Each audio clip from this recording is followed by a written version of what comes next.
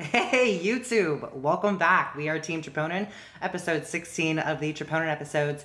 Remember, if you're enjoying these episodes, please like, subscribe, comment, share, and remember, again, we have so much more information available on our website, teamtroponin.com. We are lucky enough tonight to have another member of the Team Troponin core team. We have Thomas Lackey with us. He was someone that we actually brought up on the podcast a couple weeks ago, and we're lucky to have him with us tonight. We had someone ask us a question about adding carbs versus fats into a diet plan. Dave, do you remember exactly how the question was phrased? Yeah, this is a question somebody asked on YouTube 2 or 3 weeks ago, and forgive me, hopefully the commenter is still listening because I can't remember exactly who it was, but he asked basically for, specifically for like a hard gainer and there's say a gaining phase or an off season, why do you typically go towards adding carbs versus either adding more fat or even swapping in fattier cuts of meat for the usual, lean chicken breast, fish, etc. If you're a hard gainer, you have to think, why am I a hard gainer? You're already not eating enough. You're not eating enough. Your appetite's probably low. That's usually what it is. That someone just doesn't have a big appetite. And the intuitive or like the first level thought is like, well, like a ribeye's got a ton of calories. Let's do that. But you can extend even further. A pizza has even more calories. But the problem is fats kill the appetite. They provide satiety that lasts way too long. They slow digestion. They really inhibit your hunger levels post meal. So carbs spike hunger. Insulin spikes hunger. And if you get enough carbs that you actually get an over-insulin spike and your blood sugar drops a little bit, it really amplifies hunger. Fats do the opposite. And so if you're already a hard gainer, toying with anything that reduces your appetite further or delays how long it takes for a meal to digest is just a recipe for disaster. It seems it's slightly counterintuitive because like how can a higher calorie approach not work? It's like, well, a higher calorie approach works, but what ends up happening is you have this plan to eat this, you eat this higher fat meal, and you have no appetite for 6 hours, and so your net calories for the day is lower. And people ask that because you have to, like in this sport, really in anything, if you have to think, the first thing that comes to mind, and that's the first thing that comes to mind. Why don't you? If it's the first thing that comes to mind and everyone isn't already doing it, there's probably a reason. I mean, you can do that with anything, because anytime you get into a new thing, a new sport, a new activity, like anything, I don't know, if you get into building like race cars, your first thing is, why don't you, this seems to make the most sense. Well, if it seems to make the most sense on day one and everyone isn't doing it, there's a reason. Because everyone else had that same thought on day one. And they, at some point early on, some people tried and realized that that doesn't work. It's kind of like I don't know, like it could be like that. It's like an Occam's razor type thing. It's like if you're new to an activity and something seems like it's the obvious correct thing to do or the obvious solution when you're a novice and all the experts aren't doing that, there's a reason for it. I'm getting like slightly triggered even listening to that because I feel like that's what you get from lay people all the time if you're into fitness at all. Yeah. Like they'll see you eating or training a certain way and they're why don't you just like yeah. Oh fuck, Yeah, no, I had that thought on day one myself. Actually, Thomas, I've got a question for you. So I've got a gal I'm working with. I don't do much nutrition. I'll only do nutrition for kind of Gen Pop people. She's really, really low appetite, but she can eat. I mean, she's eating structured meals that are like, so I think every meal is like 60 to 75 carbs, very, very low added fat. And her appetite is still so low. So I have her doing high days with a very low fat free meal where I'm like, I want you to go out and eat something, but make sure it's low fat. Is there a different way that you might structure this for her, knowing that she's female, she's Gen Pop, she's like 115 pounds, like she's tiny?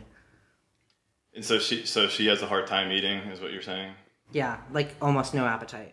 Yeah, so I struggle with this myself. I am one of these hard gainers that we're talking about. It is so easy for me to go on a diet and go into prep, but the hardest thing for me is to go into an off season.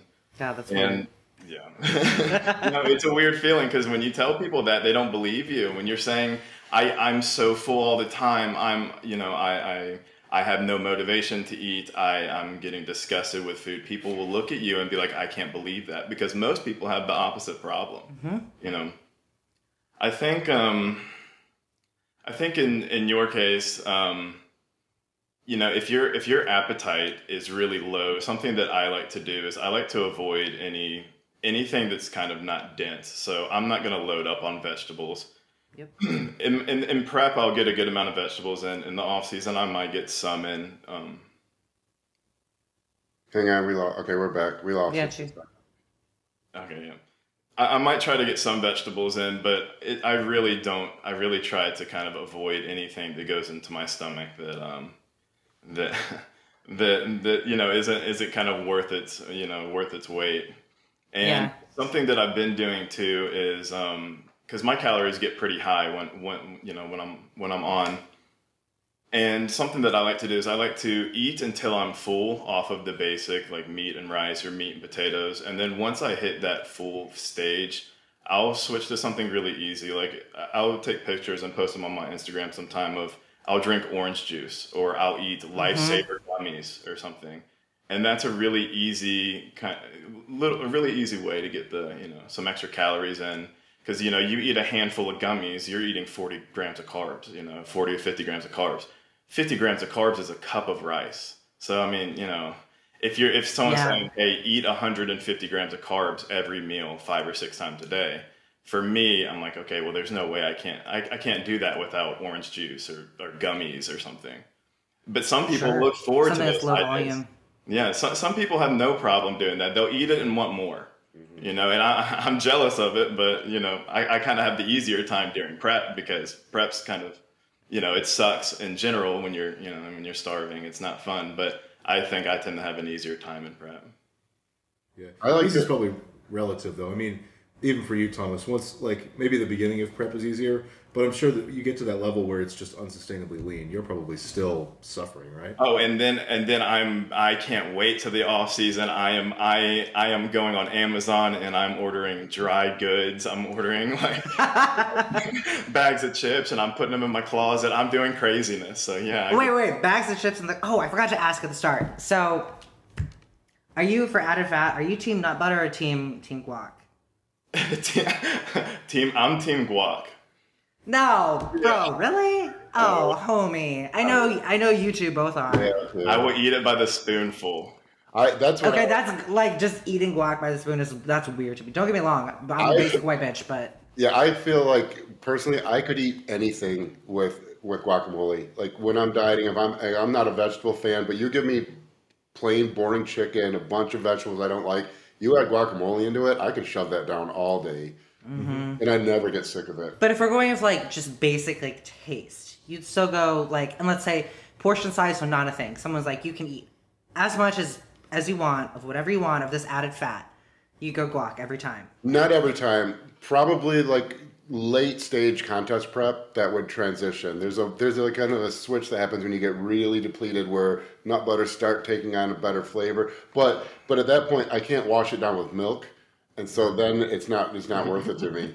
If we're talking about what tastes that's a the whole best other layer by there. itself, though, like if you said, look, you can eat as many avocados you want with nothing but salt, or you can eat as much almond butter as you want with nothing but salt. Well, sure, I'm going to go almond butter. But if we're talking about real meals, like what do you put on your meat and rice? I'm going to go avocado like 9 times out of 10. This was like an imperative portion of our Team Troponin Discord channel. Where in the introduction section, I've asked people to introduce if they're team nut butter or team guac. That's one of those is the right answer. Peanut curry with it's difficult because it's difficult to get the sauce right because you don't get to add like coconut milk. But if you add like almond milk, mix it with a nut butter, a bunch of like red pepper, salt, and some curry, and mix it all up into like a creamy paste, and then pour that over like rice noodles with your chicken. That can be pretty remarkable. Dude, this is pretty good. That does sound really good, even in the off season. Yeah, it's like a peanut curry. It's pretty good. See, it's funny when you say that because when I think of food, I have that response. I'm like, oh man, I have to eat again. It's time. I have that. I don't have that. Oh, I can't wait to go eat. Man, while we're on the topic of fat stuff, so I think we covered like why in general you go carb over fat, and then what carb sources you go for someone with a poor appetite. But then beyond that, why would you generally choose, like I hate calling them healthy fats because it's not like saturated fats inherently bad for you, but why do we typically go for like the monounsaturated fats avocado oil, nut butter, versus fattier meat. And this is one of the things that I said to this guy on YouTube is that part of it is appetite. Because like I can eat, a steak and some rice, or I can eat an equivalent, the exact same macros of like chicken, avocado, and rice, and I'll be hungrier sooner with the chicken, avocado, and rice. But are there reasons beyond that? Sort of, and this is actually something I really toss around in my head all the time, because like arachidonic acid that's an omega-6 fat. That's like one of the because muscle growth is like an inflammatory process. The inflammatory fats are really they're in line with hypertrophy. I mean, they promote hypertrophy, and really the anti-inflammatory fats are really anti-hypertrophy. They're really not. And if you're on PEDs, it's none of that matters. It's like if you got a 10,000 pound or 10,000 horsepower top fuel dragster, and you worry about your driver weighing 5 pounds more. It's like, yes, technically it will be slower if the driver weighs 5 pounds more, but there's 10,000 horsepower behind it. Such a great analogy. It's not going to make a difference, But so I always toss it around because it's like, well, really you could make the argument that the omega-6 are better for promoting hypertrophy, but then you can easily make the argument that you say, well, bodybuilding is a marathon. It's not. Guys don't peak at 24; they peak at 44 almost.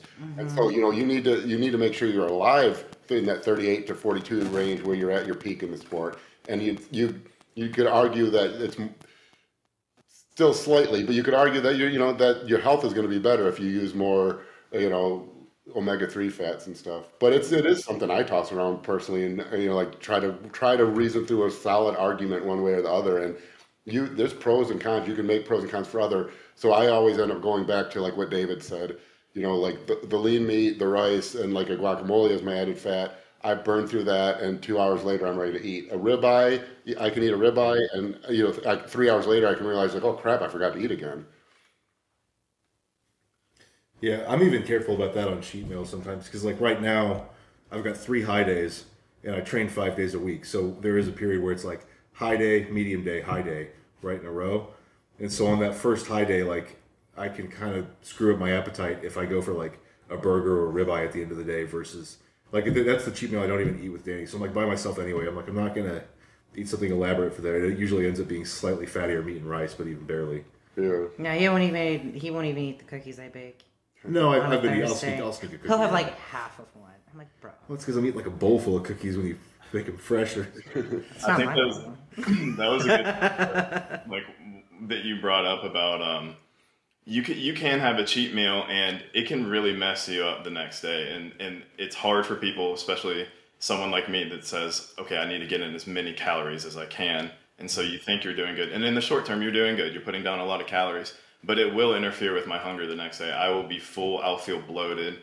I won't have any motivation to eat my first couple of meals. I will be choking it down. So, and every time I do it, I always think, man, I wish I would have like made this like a lower fat or, didn't gorge myself into.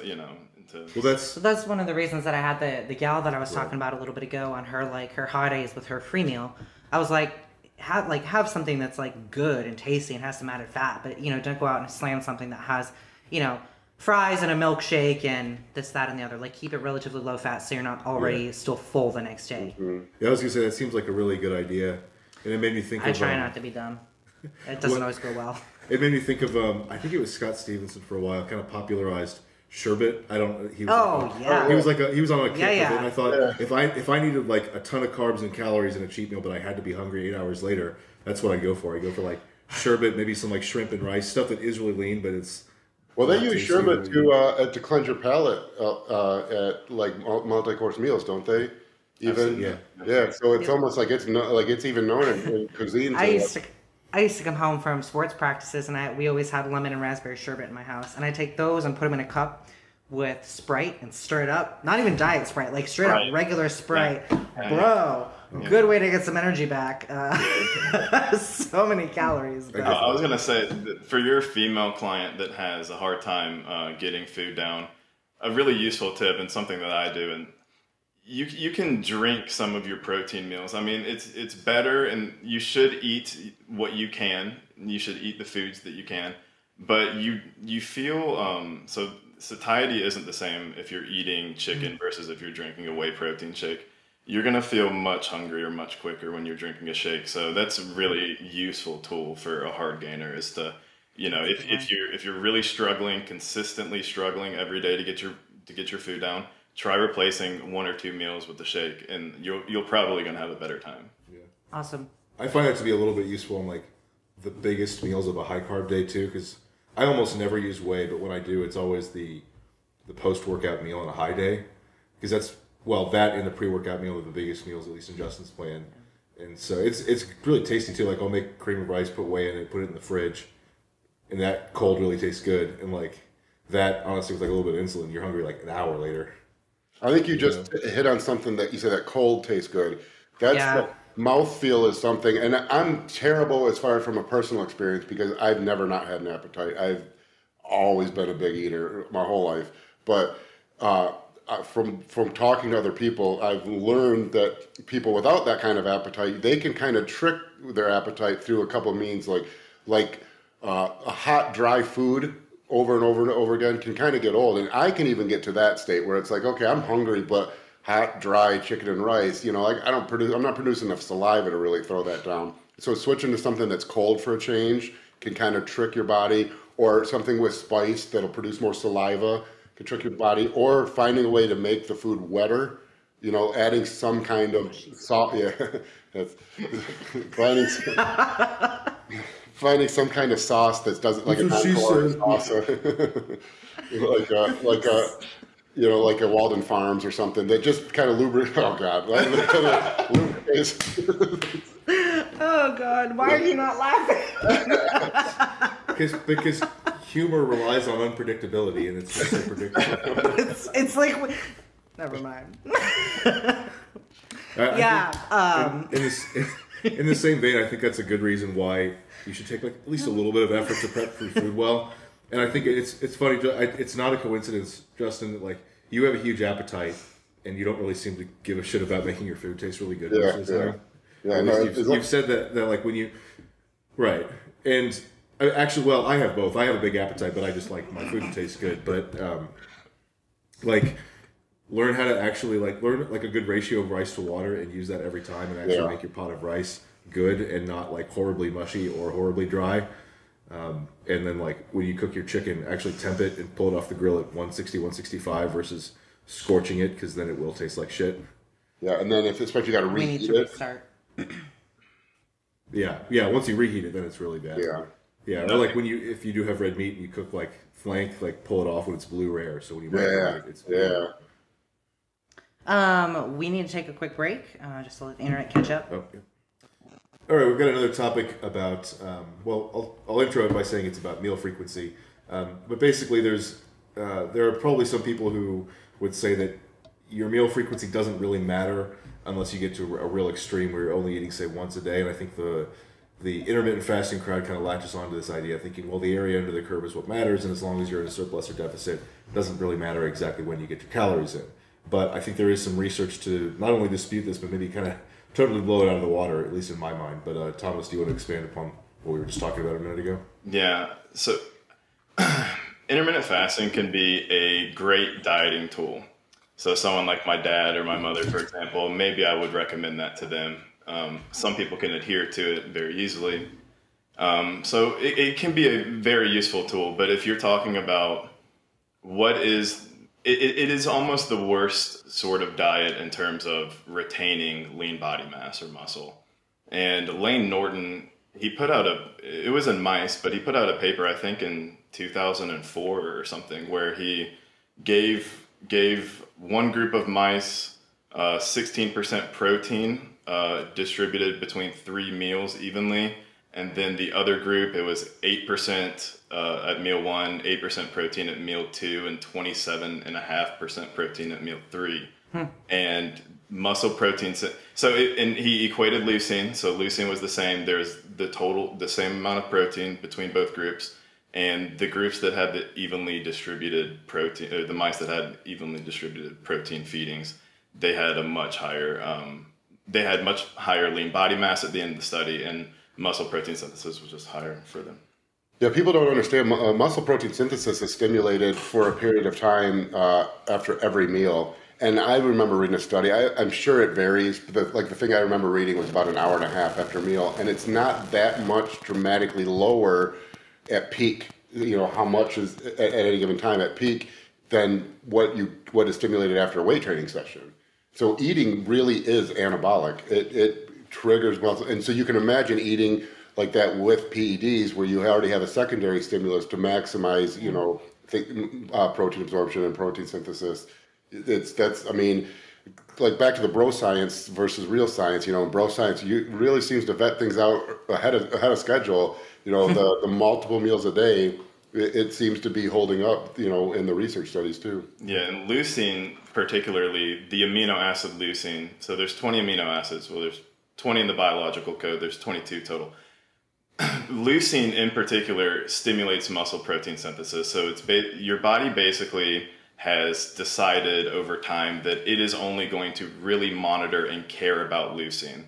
And so if your body notices that your plasma leucine is getting high, it's going to tell the cell, okay, let's stimulate mTOR. mTOR is going to say, hey, there's a bunch of amino acids around because I see leucine.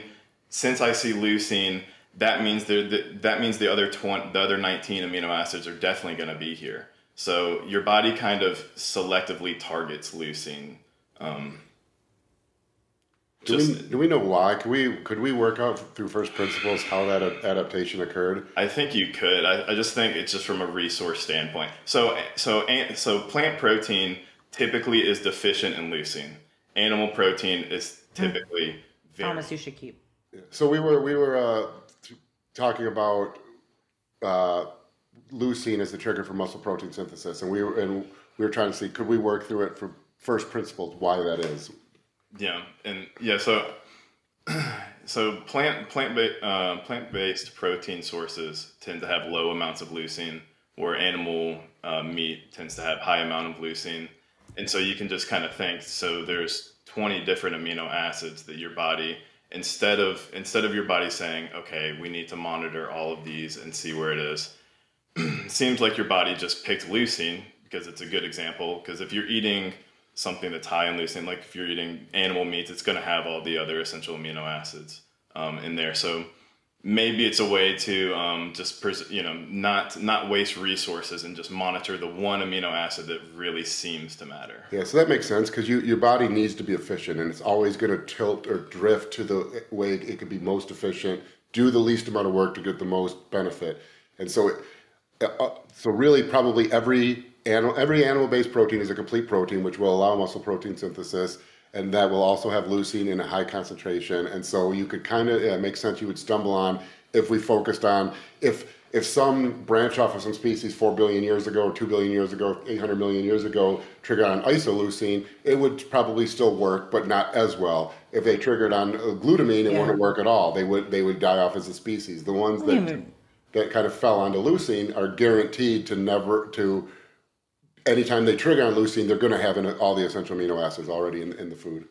There has to be somebody who said, too, just for knowing that muscle is metabolically demanding tissue, why are you going to add tissue if you don't have leucine? Which, I mean, from someone who's not in the nutrition, like, that's not my thing, what I do, knowing that that's the building block and almost that's the linchpin. And it's the most, I don't want to say, is it like the most rare, for lack of better?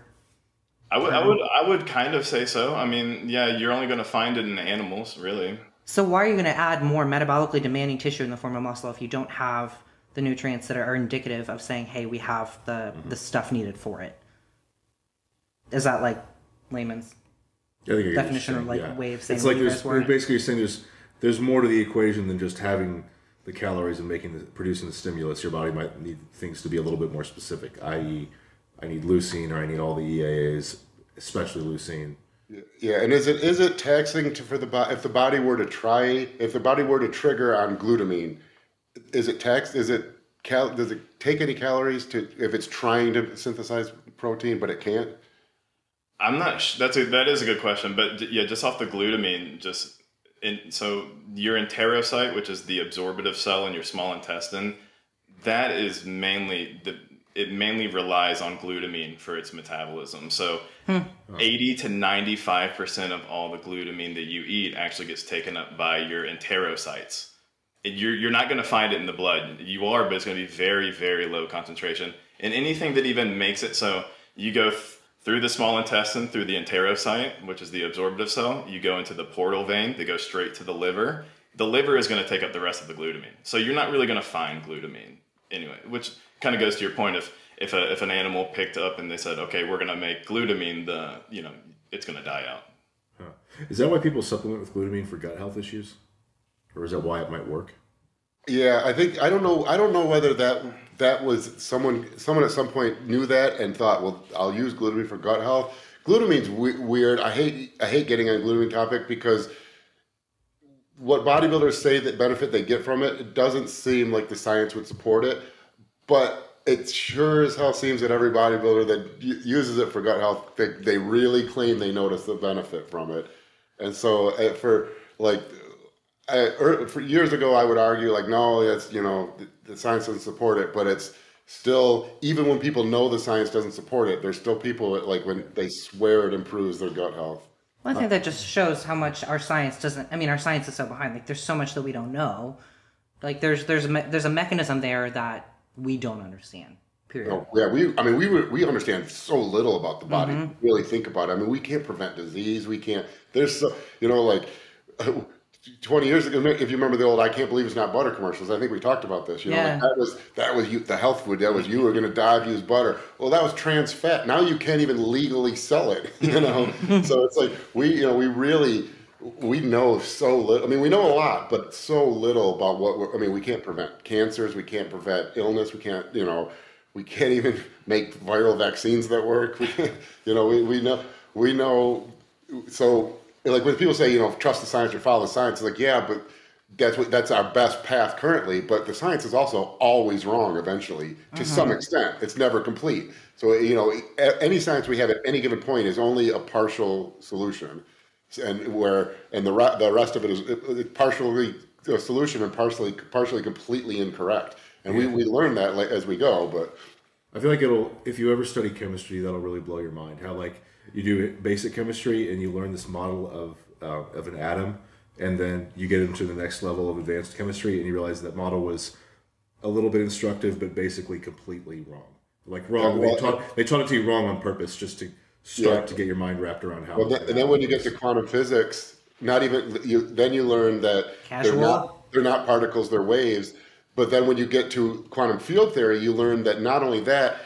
Not only is it not a particle here or a wave there, it's both, and it's everywhere, at all times. And we just the act of observing it only really created it in this solution. Like everything we've ever, every time you have did I ask the girl to prom or did I not ask the girl to prom? Like from that standpoint, you did both. You just exist in the timeline where you did ask the girl, whatever you're existing in. So yeah, it's like you just how far down the rabbit hole you just get to the point where eventually you get so far down the rabbit hole that either you're genius or you're schizophrenic, and it probably both, and those are the only people who can understand it. I think we might be the only bodybuilding podcast that ventures into quantum physics. Just gonna put that out here. This is some Doctor Strange stuff going on right now. Yeah. The next time you're like, hey, did you do that thing that I asked you to do? I'll be like, well, I mean, did I? I did. Well, yes. You just usually it's the other way around. Usually it's like, Danny, did you do the thing? And I'm like, I totally forgot. You're just Danny that exists in that timeline definitely did. I'll tell you that. Oh, totally, yeah. God. Danny from Earth 7D4 totally did that. She definitely also dropped the ball. What else is new? But yeah, while we're on the topic of the whole eating frequency and protein synthesis, so we were talking about this off air too, but when you stimulate protein synthesis locally or in the muscles you train through a workout, and that's elevated for maybe 24, maybe 36 to 48 hours. But when we're talking about this protein synthesis as the result of a meal, is that systemic? Is it local to somewhere? Is it somewhere in between based on genetically what muscles are strongest for you? I would bet, I don't know, but I would assume it's systemic, and it's probably in somewhat correlated to blood flow and androgen receptor density, possibly, you know, how that, but I would imagine it's pretty systemic. But if it's systemic, anything, you know, that transfers through the blood has to be related in some level to blood flow. That's what systemic essentially means.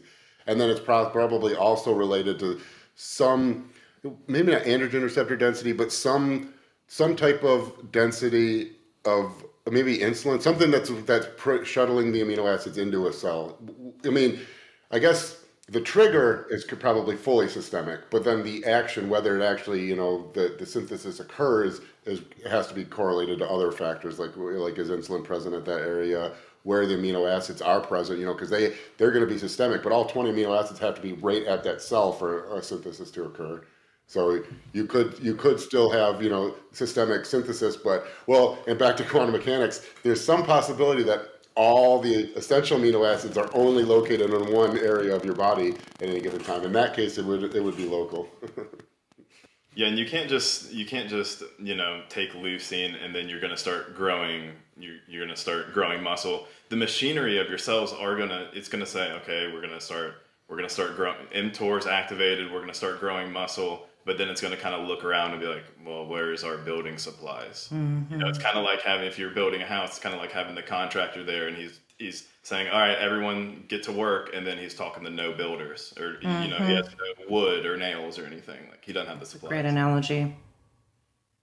Does the effect, does the spike in muscle protein synthesis also depend on calorie content? Because we talked about protein content at the beginning, but is a meal of just protein as effective as a meal with protein and a lot of carbs? That's a good question. I don't know. I would imagine well, you could probably infer some from like the Lane study. Yeah, I would go out on a ledge. It is an assumption, really.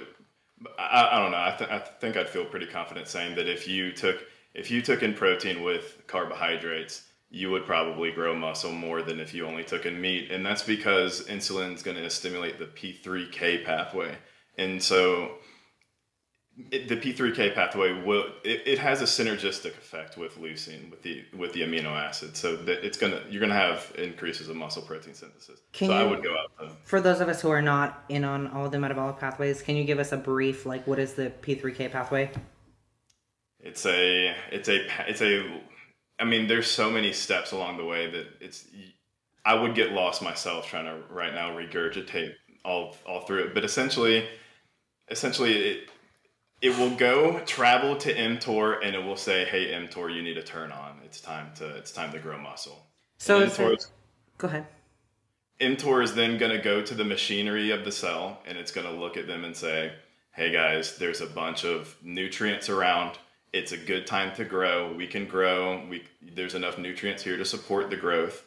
And then that cell is going to start dividing. So does that mean insulin is anabolic? Yeah, I don't know if I want to go. I know that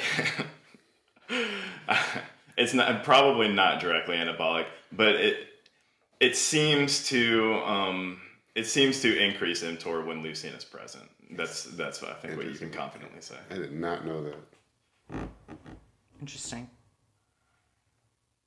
Well, wouldn't you say it's anabolic then? Not to split hairs, but I mean, if something is anabolic, how many steps do there have to be between that substance and the muscle growth for you to say it is or isn't? For more content like this, visit www.teamtroponin.com.